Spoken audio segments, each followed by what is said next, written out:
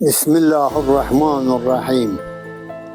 Hazreti Fatime annemizin şefaatinin bütün sevenlerine nasip olması için Muhammed ve Ali Muhammed'e salavat.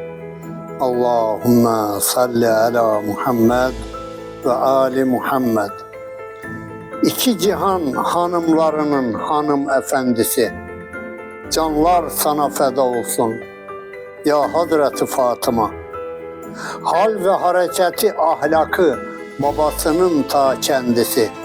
Canlar sana feda olsun ya Hazreti Fatıma. Hel-Heta suresi, Ashab suresi, Fatime can senin hakkında. İnna a'teyna kel kevser, o da senin hakkında. Senin fazilet, izzetin çok büyüktür Allah katında. Canlar sana feda olsun ya Hazreti Fatıma. Fatıma can sen insan şeklinde bir hürüsün. Ölmemişsin kıyamete kadar, kalbimizde dirisin. Yerlerin, göklerin ışık saçan nurusun. Canlar sana feda olsun ya Hazreti Fatıma. Fatıma peygamberimizin hem ruhudur hem canı. Onun nuru kuşatmıştır her iki cihanı. Cennet hanımlarının en büyük sultanı. Canlar sana feda olsun ya Hazreti Fatıma. Gelmemiştir Fatime gibi kainata böylesi. Peygamberimizin evinde doğdu alemlerin güneşi. Allah'ın varlık alemine en büyük hediyesi. Canlar sana feda olsun ya Hazreti Fatıma. Fatıma can peygamberimizin sensin zineti. Seni örnek almalıdır Muhammed'in ümmeti. Sensin hayanın, iffetin ve izzetin simgesi. Canlar sana feda olsun ya Hazreti Fatıma. Fatıma can sen olmasaydın alemler var olmazdı. Kainatta hiçbir şey aslen yaratılmazdı. Hazreti Ali olmasaydı sana eş bulunmazdı.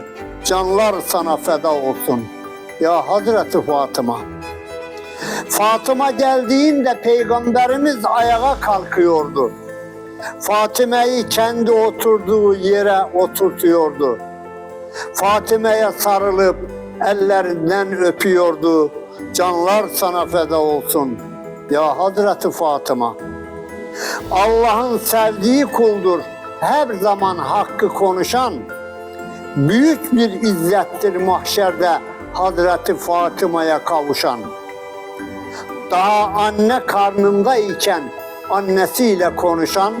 Canlar sana feda olsun ya Hazreti Fatıma. Peygamberimiz seferden döndüğünde evvel Fatime'yi sorardı.